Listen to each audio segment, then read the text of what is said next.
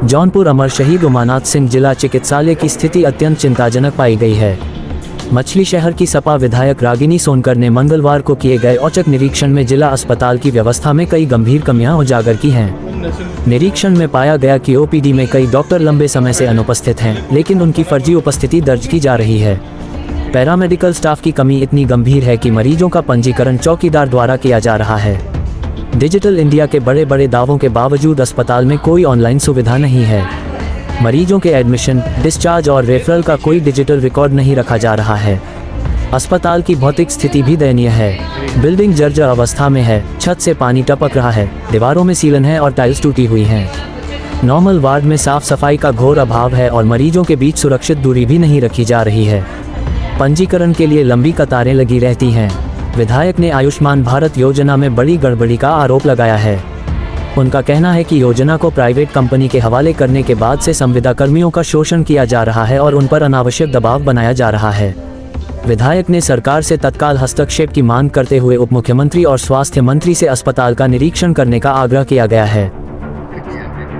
क्या करना चाहेंगे, क्या स्थिति आपको देखने में लगी,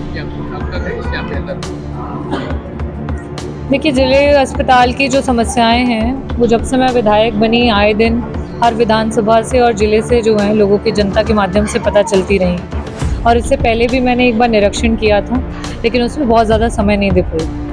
आज जब मैं आई हूँ तो मुझे ये कंप्लेन थी कि यहाँ पे बहुत सारे ऐसे मरीज़ हैं जिनको आईवी मेडिसिन की आवश्यकता नहीं है, लेकिन उनको दी जा रही है।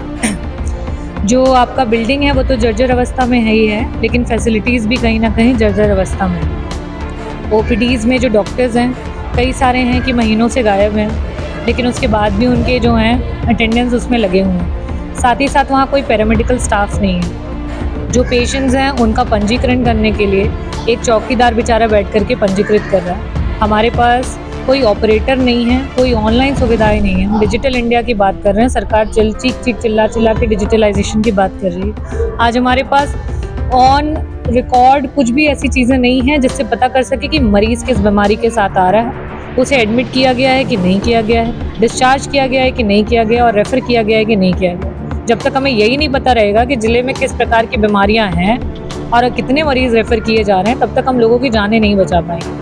तो ये एक बहुत बड़ा मुझे लगता है कि सरकार का अपराध भी है कि आप अपने डेटास को छुपा रहे हो और अपने डेटास को आप प्रॉपर्ली मेंटेन नहीं कर रहे हो।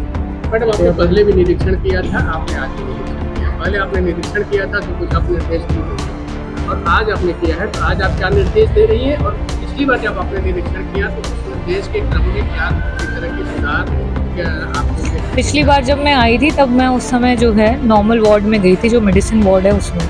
वहाँ पे काफ़ी सारी गंदगी थी, पेशेंट्स के बीच में डिस्टेंस एरिया भी बहुत कम था और जर्जर अवस्था के लिए तो मुझे लगता है कि जब तक सत्ता शासन से उसके लिए प्रॉपर बजट एलोकेट नहीं होगा तब तक उसको किया नहीं जा सकता है। तो मेरा प्रश्न तो यही है कि आप इतने बड़े ज़िले के अस्पताल को चला रहे हैं और उसके मेंटेनेंस के लिए पैसा आ रहा है सरकार से कि नहीं आ रहा है, और अगर आ रहा है तो वो मेंटेनेंस का पैसा कहाँ जा रहा है। इस पर भी जो हमारे सरकार के मिनिस्टर हैं, उप मुख्यमंत्री हैं, उनको आकर के यहाँ पे निरीक्षण करना चाहिए और उसको देखना चाहिए कि ज़िले की व्यवस्था, जो स्वास्थ्य की व्यवस्था है, वो बिल्कुल खस्ता हाल हो चुकी है। जिलाधिकारी और सीएमओ जो पहुँचते हैं यहाँ सब कुछ आली बिल बताया जाता है, क्या लगता है आपको सब कुछ आली बिल है यहाँ? देखिए, ये किसी को बताने की बात नहीं है, प्रत्यक्ष को प्रमाण की ज़रूरत नहीं होती। आपको आंखों से दिख रहा है कि टॉयलेट्स की क्या व्यवस्था है, जो टैप्स हैं उसके टूटे हुए हैं, उसके नलों से पानी नहीं निकल रहा है, छत नीचे की तरफ गिर रही है। ओपीडी में जो डॉक्टर्स के कमरे हैं, कोई ऐसी दीवार नहीं दिखेगी जहाँ पे सीलन नहीं है, हर जगह से पानी टपक रहे हैं। पेशेंट्स का पंजीकरण नहीं हो पा रहा है, लंबी लंबी लाइनें हैं।